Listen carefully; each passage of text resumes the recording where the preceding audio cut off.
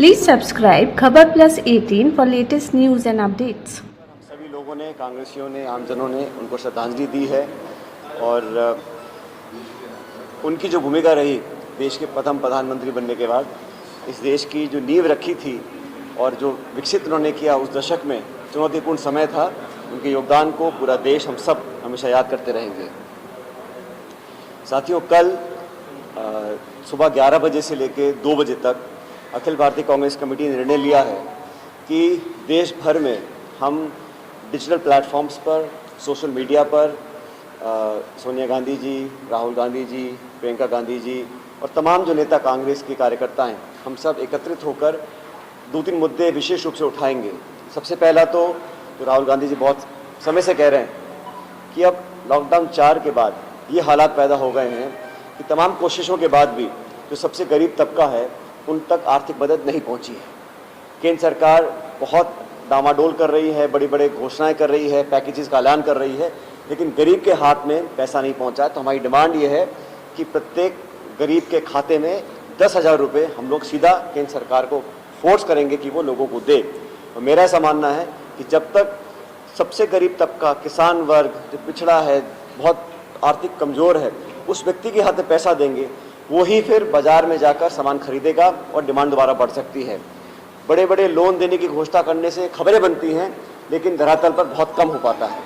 हमने ये भी मांग रखी है कि आज एकमात्र स्रोत बचा है जो ग्रामीण क्षेत्र में लोगों के लिए जीवन रक्षक साबित हुआ है, वो है नरेगा की योजना। मुझे बताते हुए खुशी है कि देश में सबसे ज़्यादा अगर नरेगा में श्रमिक काम कर रहे हैं तो राजस्थान में कर रहे हैं। 40 लाख से ज़्यादा लोग आज नरेगा के तहत अपना रोज़गार प्राप्त कर रहे हैं। और हमने कहा है कि जो हमारे प्रवासी बाहर से आ रहे हैं राजस्थान, उनके लिए भी बहुत आसान तरीके से हम जॉब कार्ड बनाएं और रिकॉर्ड बनाएं। पिछले 10 साल में इतना कभी भी हम लोगों को रोज़गार नहीं दिया। हम डिमांड ये कर रहे हैं कि नरेगा में जो 100 दिन का प्रावधान है उसको केंद्र सरकार बढ़ा के 200 दिन का कर दे। ये प्रमुख मांगे हम लोग इसलिए लेना चाह रहे हैं क्योंकि इतना लंबा समय बीत गया, संक्रमण लगातार बढ़ रहा है, राज्य में भी, देश में भी। तो इस पर रोक लगाने के लिए जो सरकार ने कदम उठाए हैं, अभी उसमें और काम करने की ज़रूरत है। और जैसा कल भी कहा गया राहुल जी के माध्यम से कि इसके बाद क्या होगा, जब लॉकडाउन खुलेगा उसके लिए क्या व्यापक योजना आपने बनाई है, क्या रणनीति आपने तैयार करी है, क्या कदम हमको उठाने पड़ेंगे। असमंजस है, आपस में एक दूसरे से बात करने का अभाव है, चर्चा होती है लेकिन सार्थक निर्णय को केंद्र सरकार ले नहीं पा रही। श्रमिकों, मजदूरों का जो आवागमन के ऊपर राजनीति हुई बहुत दुखद थी। लाखों करोड़ों लोग सड़कों पर चल रहे थे, कोई भी देशव्यापी नीति बनाई नहीं ताकि एक स्टैंडर्ड प्रोसीजर बने लोगों की मदद के लिए। आज वो लोग बेघर हैं, बेरोजगार हैं, दुखी हैं, परेशान हैं, भूखे, आज भी लाखों लोग सड़कों पर घूम रहे हैं।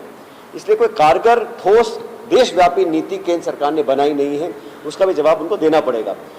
अंत में भविष्य के लिए हमें क्या करना है, हम लोगों ने राजस्थान में, कई राज्यों में अलग अलग योजनाएं बनाई हैं और ग्रामीण क्षेत्र को हम लोग पहले ध्यान दे रहे हैं क्योंकि वहाँ पर ज़्यादा तंगी है और वहाँ पर ज़्यादा सहायता सहयोग की ज़रूरत है। लेकिन कल सुबह 11 बजे से लेकर दोपहर 2 बजे तक पूरे देश भर में हम लोग फेसबुक, इंस्टाग्राम, ट्विटर, व्हाट्सएप सभी माध्यमों पर अपनी बात रखेंगे, लोगों को आगे आने के लिए कहेंगे। और हम चाहते हैं कि हर प्रदेश से लाखों लाख लोग जुड़े ताकि लोगों को लगे कि कांग्रेस पार्टी ने कुछ सुझाव दिए हैं, उसको सार्थक तरीके से अपनाएं। और मैं बार बार कहता हूँ, मदद लेने से, सुझाव लेने से कोई छोटा नहीं बन जाता। ये संकट का समय है, एक तरह का आपातकाल है, इसे बाहर निकलने के लिए सबको मिलकर काम करना पड़ेगा। और मैं समझता हूँ हमारा जो कल का मुहिम है वो उसी दिशा की तरफ एक और कदम है। मुझे इस बात पर बड़ा आश्चर्य है कि केंद्र सरकार के 6 साल पूरे हो रहे हैं। 6 साल पूरे होने पर आप अलग अलग कार्यक्रम आयोजित कर रहे हो, ऑनलाइन रैलीज कर रहे हैं, प्रेस कॉन्फ्रेंस कर रहे हैं। आज ये समय है पारदर्शिता का, आज समय है सहानुभूति दिखाने का, आज समय है करुणा दिखाने का, आज समय है सबको साथ लेकर चलने का। आज अपनी पीठ थपथपाने का समय नहीं है। फिर भी अपने 6 साल के कार्यकाल पूरा होने का जश्न एक तरह से बनाया जा रहा है, उपलब्धियां गिनाई जाएंगी। काहे की उपलब्धियां? पूरे देश में टिड्डी फैल रही है, हर जगह अलग अलग राज्यों में साइक्लोन आया है, वहाँ पर आर्थिक मदद कम पहुँच रही है। कोरोना से लड़ने के लिए राज्यों को कोई आर्थिक मदद अभी तक दी नहीं गई है, उस पर स्पष्टीकरण दिया जाए, उस पर अपनी बात रखी जाए, वो ज़्यादा सार्थक होता। लेकिन इस प्रकार अपनी पीठ थपथपाने का जो काम हो रहा है उससे बहुत ज़्यादा अच्छा संदेश जनता में नहीं जा रहा है।